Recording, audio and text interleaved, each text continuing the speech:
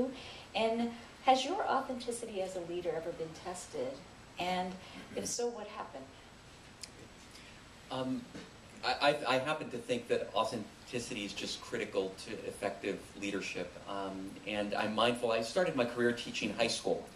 And I taught for 5 years here in San Francisco at a private high school called University High School. And there is no better place to really understand the importance of authenticity than being a teacher in a high school, because the one thing kids are really good at is sort of smelling when someone is inauthentic. And so I think when you sort of start your career in that environment, you realize how important authenticity is to leadership. And just as a side riff, I would also observe that having started my career as a teacher, there's so much about teaching that teaches you so much about effective leadership. And I can come back to that if that's of interest to anyone. But teaching has been a wonderful sort of way to start my own career. In terms of when authenticity has been tested, I think there are those moments in your career where you get tested. And I think as a leader, one of those moments is when you've got to make some hard choices. And sometimes hard choices as a leader revolve around personnel and around people. And because I grew up in my organization and I ultimately came into the CEO role from within the institution, when I became CEO, I had to go through this interesting transition of being sort of a peer and a colleague to a whole group of people to then being the person in charge. And I think one of the challenges that comes with that is that people expect, because you were their friend and you were their peer and you were their colleague, that you're first and foremost going to help take care of them and advance them. And all of a sudden, when you're the CEO, there are a whole number of other factors that have to play into it. And so I think the place that got challenged the most, quite honestly, was when I had to make some personnel decisions that were very challenging to make as I moved into that role. And I could have taken the easy route, which is just to say, well, you know, the person's good enough and they would be fine in this role. But I opted not to. And I think that the difficult conversation with someone who used to be your peer, and I say used to because that's in fact what exactly happened, that used to be your peer, colleague, and even your friend, to then have to indicate that they probably don't have the skill set to move into the kind of role that they would see for themselves, and to explain why and to help to coach them through that.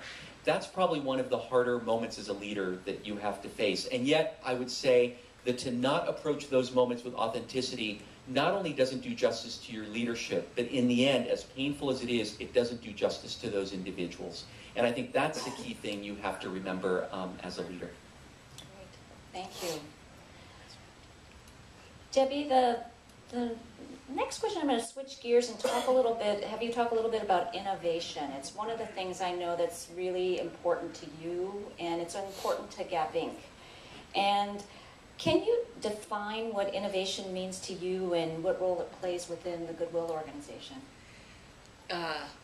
You know, this is a really, really wonderful question and spot on. And it's interesting. I am leading an organization that's about to turn 100 years old.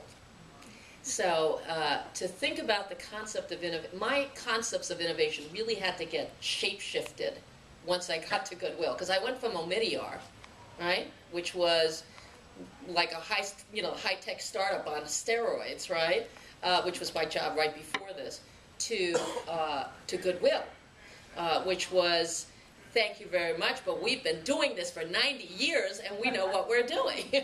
So it's really shaped around that. I think what I would say in terms of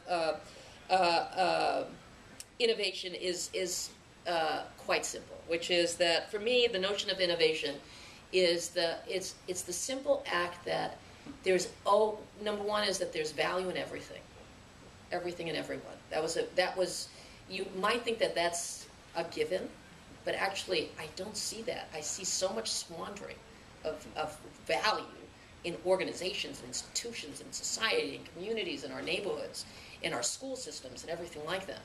And when you actually start seeing the absolute abundance of value that exists in everything, then you understand that you have an obligation and a requirement to really put that value back into service of community. So that was number one. So that to me is that notion of value is critical to it, right? See the value in everything and everyone.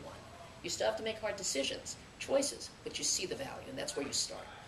The second thing is that that there's always an ability, there's always going to be something out there that can make things better, right? And so for me, innovation means being willing to swim on the edges, right? So sort of really looking and saying, what is it? Understand what's today and what's possible tomorrow. Understand what's today and what's possible tomorrow. And then be willing to take risks and make change around that, okay? But don't abandon. One of the things that I often see with innovators, and especially when I'm in sort of certain circles, is we abandon some of the very best things that we've done, right? We abandon our culture, right? Right? I know that was one of the things, right? Why do I speak like the way I speak? Because my parents did not want me to speak the way they spoke, right? Because they felt, you couldn't speak with an accent, right? So we abandon our culture. We abandon our history. We abandon our legacy sometimes in the sake of innovation. And so what I've learned here at Goodwill is how do we actually marry those things and say, you got to be able to change, you got to see the value, and you got to leverage the heck out of it, right? We have to be willing to take risks. And we have to also honor our past. And that's an interesting thing. So we've done lots of things. You have 2 seconds for a quick... When I got to Goodwill, the executive management team wrote me a 3-binder briefing, as well as they redid my job description for me to tell me what things I should be doing and what I shouldn't be doing, as they understood my job to be a CEO, right? And I found it very interesting and very entertaining.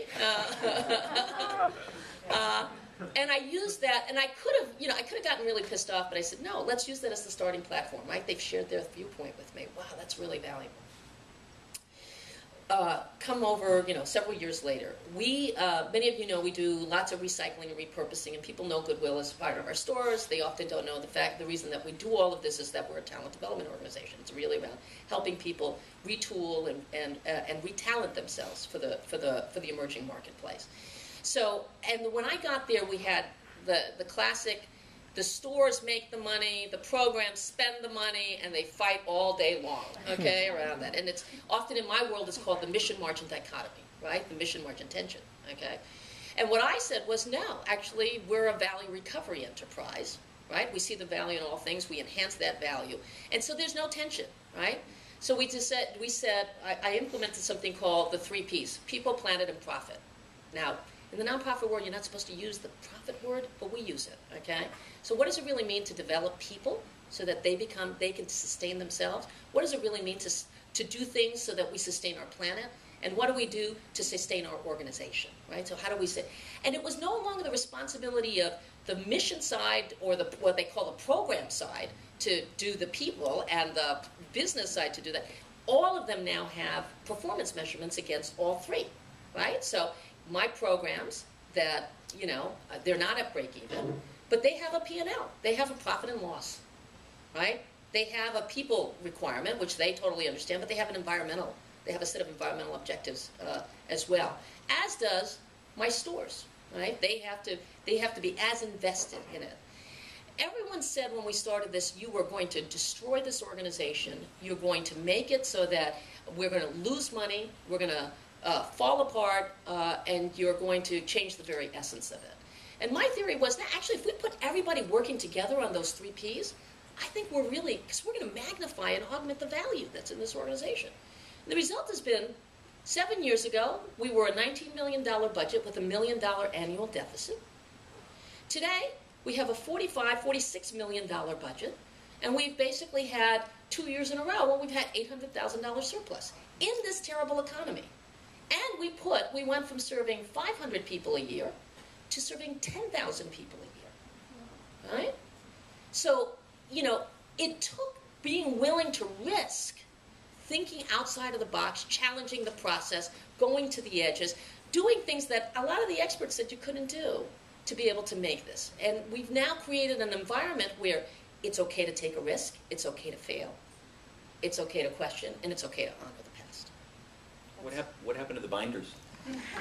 Oh, I keep them for myself. I still have those binders. I will never forget this. It was actually, I think it was like you. I could have gone in there and just said, who are these bozos that are doing this? And I'm going to fire all of them. Is that what you said? You didn't quite say that. I am going to assess their talent. I'm going to assess their talent. I actually actually, I mean, I made a conscious decision not to fire everything, you know, to say, let me hear what is here. Well, who is, what are these people sharing? It was actually 7 white middle-aged men that presented this to me. And I said, let me see what's there. And actually there was, had I done that, had I done sort of this, you know, turnaround, I would have, I would not be where we are. The organization would not be where it is today. But we were able to mine that incredible depth of knowledge. I got some insights into how difficult it was going to be to change this organization if that was the attitude of the leadership in the organization, right? And I kept many of them because they had actually had credibility. That incredible. But, like you, what are the standards? What are the expectations? What are the outcomes we're driving for? And we set up an accountability mechanism that said, nah, you've got some time to get there, but your runway's going to get, you know, it's going to get short. And you're expected to get there.